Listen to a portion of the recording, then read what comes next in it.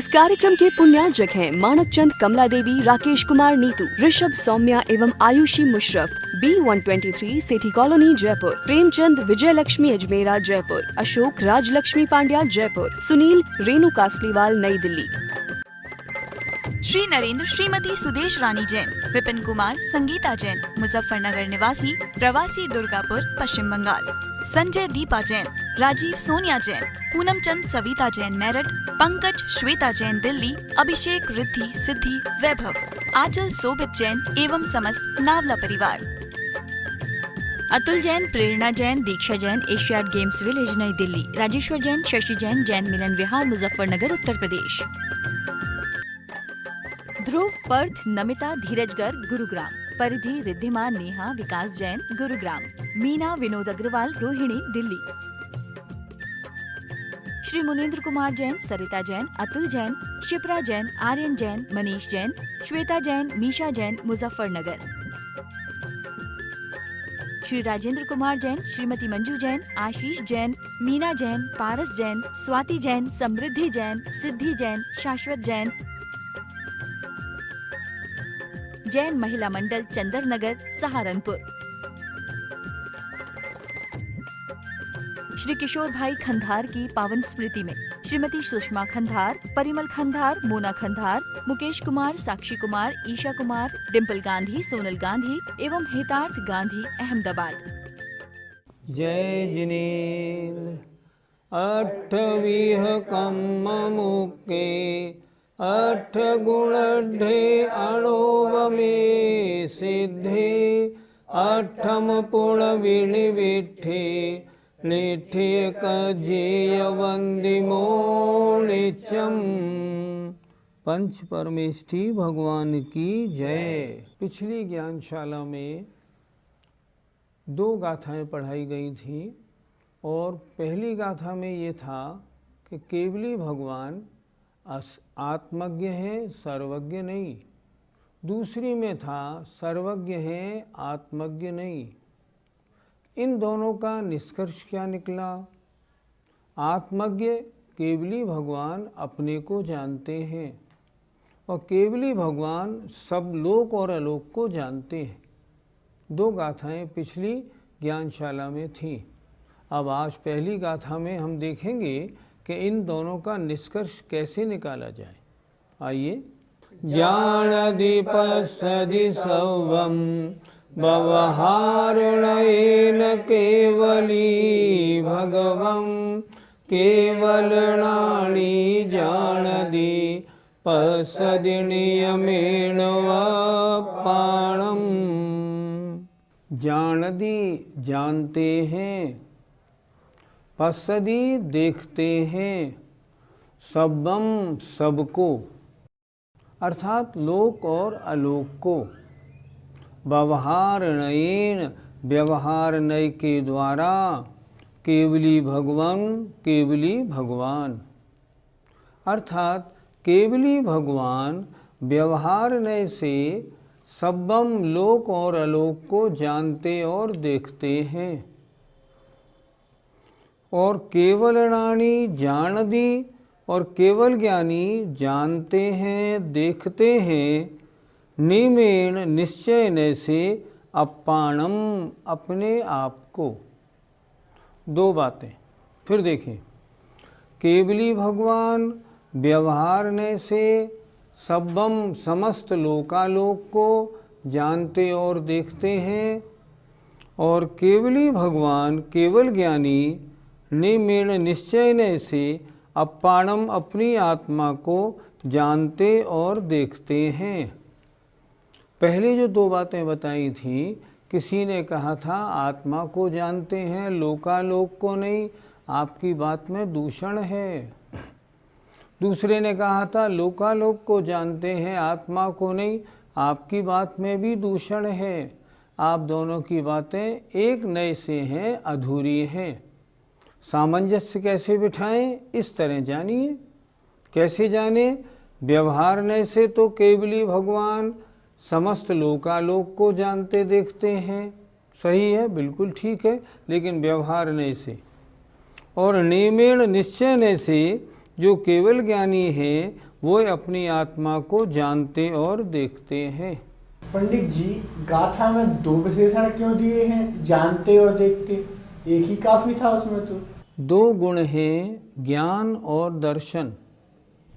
किसी भी वस्तु का ज्ञान हम भी करते हैं, पहले दर्शन होता है फिर ज्ञान होता है। अगर देखना नहीं हो तो जानना नहीं हो। केवल ज्ञानी जानना और देखना एक साथ करते हैं, क्योंकि उनके केवल ज्ञान केवल दर्शन एक साथ होता है। और वे दोनों, केवल ज्ञान और केवल दर्शन, आत्मा को भी जानते हैं और अन्य द्रव्यों को भी जानते हैं। तो यहाँ दो विशेषण दिए, देखते हैं दर्शन की अपेक्षा, जानते हैं ज्ञान की अपेक्षा। इसलिए केवली भगवान व्यवहारने से सभी लोकालोक को जानते और देखते हैं, और केवली भगवान निश्चयने से अपनी आत्मा को जानते और देखते हैं। इसलिए दो विशेषण देना उचित है। पंडित जी, इस गाथा से क्या निष्कर्ष निकला? अपने अपने नय की अपेक्षा से दोनों कथन सत्य हैं। यह बिल्कुल सच है कि व्यवहारने की अपेक्षा केवली भगवान समस्त लोकालोक को जानते देखते हैं, और यह भी बिल्कुल सत्य है कि निश्चयने की अपेक्षा केवली भगवान केवल ज्ञान के द्वारा अपनी आत्मा को जानते और देखते हैं। दोनों कथन अपनी अपनी जगह सही है, दोनों कथन सही है। अंतर इतना है, एक मान्यता रखी जाएगी तो वह मुख्य होगा, दूसरा गौण। अगर आप एक को मानेंगे और दूसरे के लिए ना करेंगे तो आपका कथन एकांत कथन हो जाएगा। ये इन दोनों में अंतर है। दो नयों की चर्चा हो रही है, व्यवहारने और निश्चयने। इसमें कौन सा नय सच्चा है, वास्तविक है, कौन सा अवास्तविक है, इसके लिए आचार्य अगली गाथा लिख रहे हैं। व्यवहारो भूदत्थो भूदत्थो देशिदो दुशोधनौ भूदत्थमस्सिदो खलु सम्मादिट्ठी हवदि जीवो। देखें, व्यवहारो व्यवहार ने, अभूदत्थो अभूतार्थ है। अभूतार्थ माने अशुद्ध दशा का प्रतिपादक है, अर्थात विशेषता को बताने वाला है। और शुद्ध नवो जो निश्चय न है वो भूदत्थो अर्थात वास्तविक है, अर्थात शुद्ध दशा का प्रतिपादक है। देश दो बताया है, कहा गया है। क्या हुआ? व्यवहार ने अभूतार्थ है, अशुद्ध दशा को बताता है, विशेषता को बताने वाला है। और शुद्ध ने सामान्य को बताता है, भूतार्थ, भूतार्थ माने सामान्य को बताता है, शुद्ध दशा का प्रतिपादक है, ऐसा कहा गया है। भूदत्थ मस्सिदो खलु, निश्चय से जो भूतार्थ के आश्रित हैं, अर्थात वस्तु की शुद्ध दशा के आश्रित हैं, वे जीव सम्यक दृष्टि होते हैं। व्यवहार ने अशुद्ध दशा का बताने वाला, निश्चय ने शुद्ध दशा को बताने वाला। अब सम्यक दृष्टि कैसा होगा? जो शुद्ध दशा का आश्रय लेने वाला होगा, वह इस गाथा में बता रहे हैं। फिर देखिए, व्यवहार ने अभूतार्थ है, अर्थात अशुद्ध दशा का बताने वाला है, अर्थात विशेष अवस्था को बताता है। और शुद्ध ने ये शुद्ध दशा को बताता है, अर्थात सामान्य से बोलता है, ऐसा बताया गया है। जो भूतार्थ माने निश्चयने के आश्रित हैं, निश्चयने से वे ही जीव सम्यक दृष्टि होते हैं। जो व्यवहारने का आश्रय लेते हैं वो नहीं, जो निश्चयने का आश्रय लेते हैं वे ही जीव सम्यक दृष्टि होते हैं। पंडित जी, निश्चय और व्यवहार न्याय का क्या स्वरूप है? निश्चय ने वस्तु की शुद्ध दशा को बताने वाला है, व्यवहार ने अशुद्ध दशा को बताने वाला है। दोनों ने सच्चे हैं और दोनों दशाएं भी सच्ची हैं। उदाहरण से समझते हैं। निश्चय ने से मैं शुद्ध जीव द्रव्य ज्ञाता दृष्टा मात्र हूँ। कहते हैं ना, मम स्वरूप है सिद्ध समान। निश्चय की दृष्टि से मम स्वरूप है सिद्ध समान, अमित शक्ति सुख ज्ञान निधान। ठीक। अब व्यवहार ने क्या कहता है? किंतु आशवश खोया ज्ञान, बना भिखारी निपट अजान। व्यवहार ने वर्तमान अशुद्ध दशा को बताने वाला है।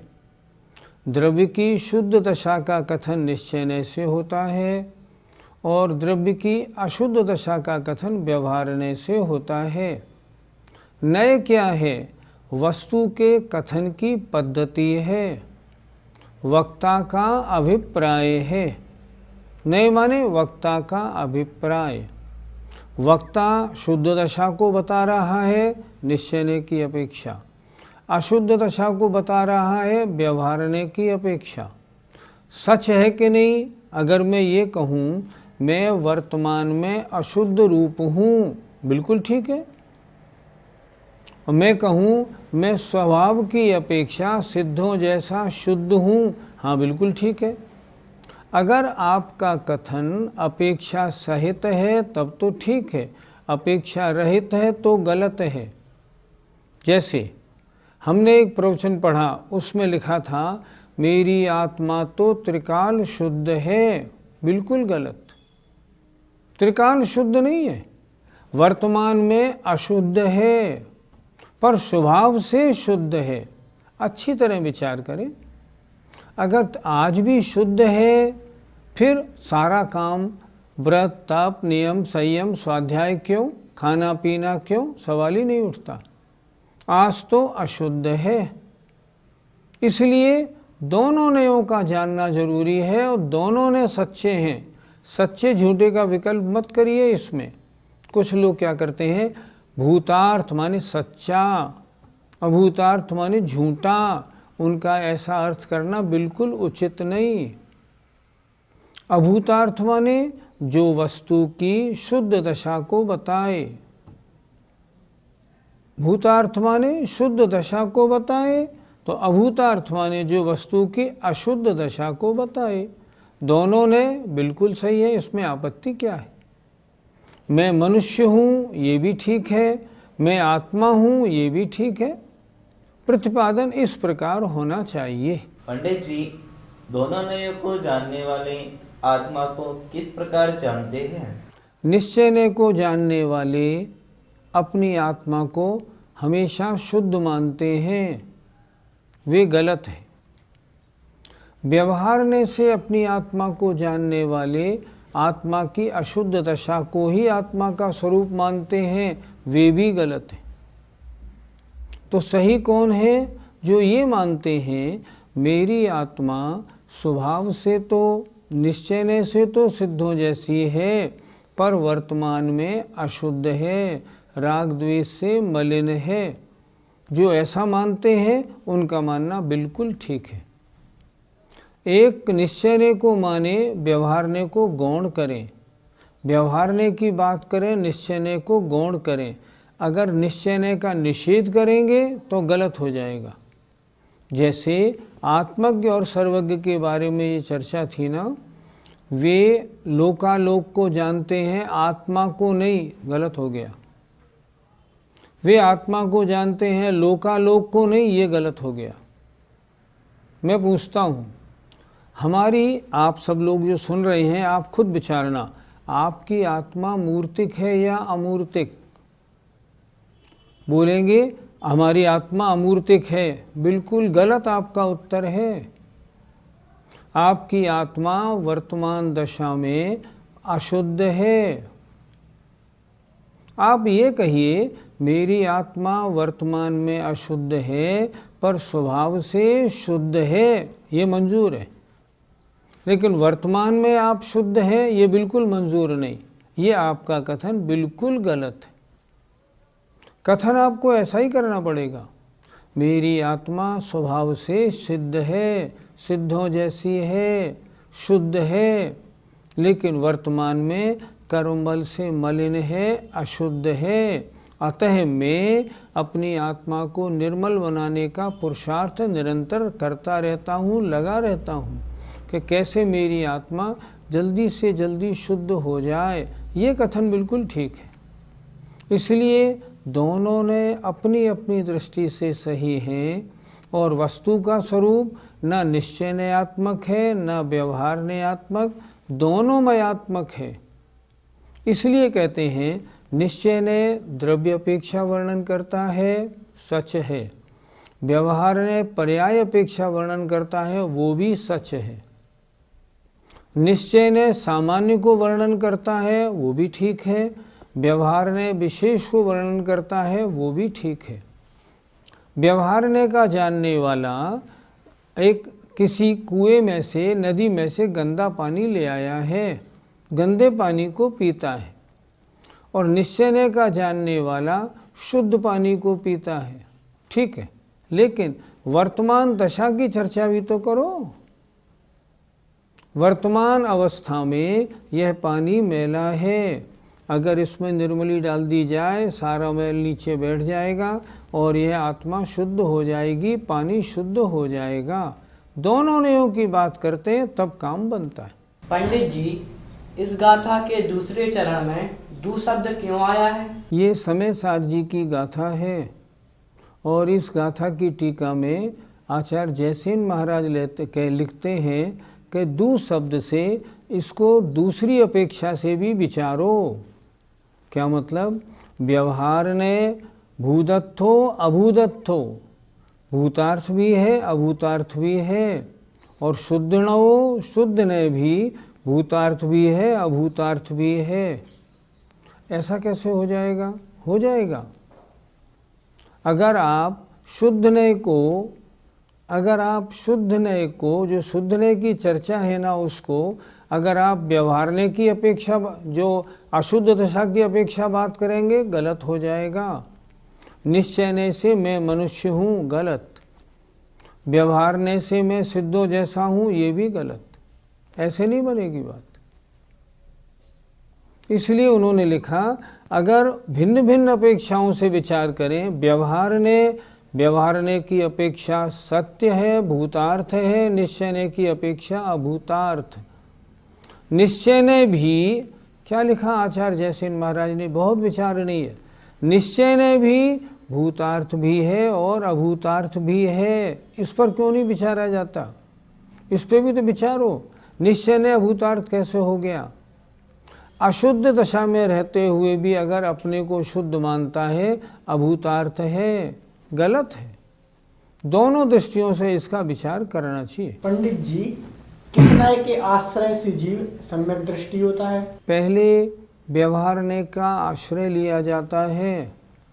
पहले व्यवहार सम्यक दर्शन, व्यवहार सम्यक ज्ञान, व्यवहार सम्यक चारित्र होता है, और व्यवहार में आने के उपरांत फिर वहाँ से निश्चय रूप हो जाते हैं।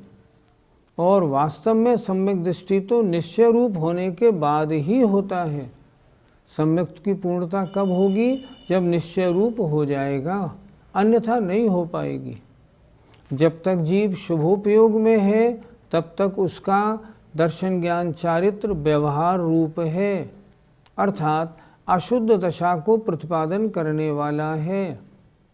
और जब आगे बढ़ेंगे तब क्या होगा? अर्थात जब शुद्धोपयोग में आएंगे तब शुद्ध दशा का बताने वाला होने से, निश्चय से वहाँ निश्चय सम्यक दर्शन ज्ञान चारित्र हैं, और उस समय मात्र शुद्ध दशा की चर्चा है, अशुद्ध दशा की नहीं।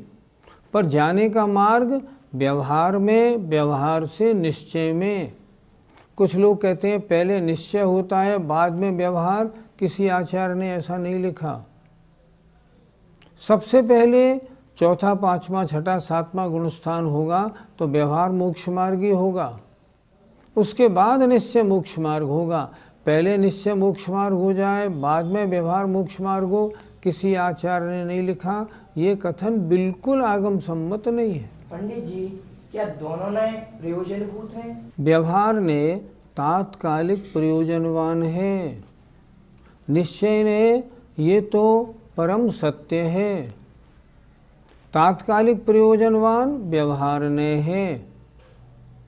गाथा नंबर 12 की टीका में पंडित जयचंद जी ने लिखा, जब तक गृहस्थ में है, ज्ञान, धर्म, स्वाध्याय, देव पूजा, गुरु उपासना में लगते हैं, तब तक व्यवहार ने प्रयोजनवान है। जब तक व्रतों को धारण नहीं किया, व्रतों को धारण करना रूप व्यवहार ने प्रयोजनवान है। जब मुनि बन जाते हैं और जब एकाग्रता को प्राप्त होते हैं, तब निश्चय ने प्रयोजनवान होता है। हमारे तात्कालिक प्रयोजनवान व्यवहार ने है, पर त्रिकाल प्रयोजनवान निश्चय ने है। व्यवहार ने का प्रयोजन भी जब प्रयोजनवान है, व्यवहार ने का कथन जब सत्य है, जब निश्चय ने को गौण करके कहा गया है। अगर निश्चय ने को हटा करके कहा जाए तो वह कथन भी गलत है। कहना कैसे पड़ेगा? कहना वैसे ही पड़ेगा, मम स्वरूप है सिद्ध समान, अमित शक्ति सुख ज्ञान निधान, किंतु आशवश खोया ज्ञान। और आज कैसा हूँ? बना भिखारी निपट अजान। जब इस बात पे चर्चा होती है आत्मा मूर्तिक है या मूर्तिक, वीरसेन स्वामी लिखते हैं, संसारी आत्मा चाहे अरहंत परमेष्टि की आत्मा हो, वह भी मूर्तिक ही है। उन्होंने ही लगाया। क्यों? वर्तमान दशा की अपेक्षा बात हो रही है। आज अरहंत भगवान कैसे हैं? मूर्तिक हैं। इनकी आत्मा मूर्तिक है। मूर्तिक क्यों है? कर्ममल से सहित होने के कारण मूर्तिक है। कितना अच्छा लिखा द्रव्य संग्रहकार ने, वर्ण रस पंचगंधा, दो फासा अठ निश्चया, जीवे लोसंती अमुत्ति तदो। व्यवहारा मतलब वर्तमान अवस्था में, मुक्ति बंधा दो। वर्तमान अवस्था में तो बंध सहित होने से मूर्तिक है। अपनी धारणा भी ऐसी बनाइए, मैं तो त्रिकाल शुद्ध हूँ, नहीं ऐसा नहीं बनेगा। मैं तो सिद्धों जैसा हूँ, ऐसा नहीं। मैं सिद्ध बनने की सामर्थ्य रखता हूँ। मैं स्वभाव से सिद्धों जैसा हूँ, तब तो बन जाएगा। मैं तो सिद्धों जैसा हूँ, कभी नहीं बनेगा। और ऐसा अगर करेंगे तो प्रतिपादन गलत है। जय जिनेन्द्र। इस कार्यक्रम के पुण्यार्जक हैं मानक चंद, कमला देवी, राकेश कुमार नीतू, ऋषभ सौम्या एवं आयुषी मुशरफ, B123 सेठी कॉलोनी जयपुर, प्रेमचंद विजय लक्ष्मी अजमेरा जयपुर, अशोक राजलक्ष्मी पांड्या जयपुर, सुनील रेणु कासलीवाल नई दिल्ली। श्री नरेंद्र श्रीमती सुदेश रानी जैन, विपिन कुमार संगीता जैन, मुजफ्फरनगर निवासी, प्रवासी दुर्गापुर पश्चिम बंगाल। संजय दीपा जैन, राजीव सोनिया जैन, पूनम चंद सविता जैन मेरठ, पंकज श्वेता जैन दिल्ली, अभिषेक रिद्धि सिद्धि वैभव, आंचल सोबित जैन एवं समस्त नावला परिवार। अतुल जैन, प्रेरणा जैन, दीक्षा जैन, एशियाड गेम्स विलेज नई दिल्ली, राजेश्वर जैन, शशि जैन, जैन मिलन विहार मुजफ्फरनगर उत्तर प्रदेश। ध्रुव, पर्थ, नमिता, धीरजगर गुरुग्राम, परिधि, रिद्धिमा, नेहा, विकास जैन गुरुग्राम, मीना, विनोद अग्रवाल, रोहिणी दिल्ली। श्री मुनेन्द्र कुमार जैन, सरिता जैन, अतुल जैन, शिप्रा जैन, आर्यन जैन, मनीष जैन, श्वेता जैन, मीशा जैन मुजफ्फरनगर। श्री राजेंद्र कुमार जैन, श्रीमती मंजू जैन, आशीष जैन, मीना जैन, पारस जैन, स्वाति जैन, समृद्धि जैन, सिद्धि जैन, शाश्वत जैन, जैन महिला मंडल चंदर नगर सहारनपुर। श्री किशोर भाई खंधार की पावन स्मृति में श्रीमती सुषमा खंधार, परिमल खंधार, मोना खंधार, मुकेश कुमार, साक्षी कुमार, ईशा कुमार, डिम्पल गांधी, सोनल गांधी एवं हितार्थ गांधी अहमदाबाद।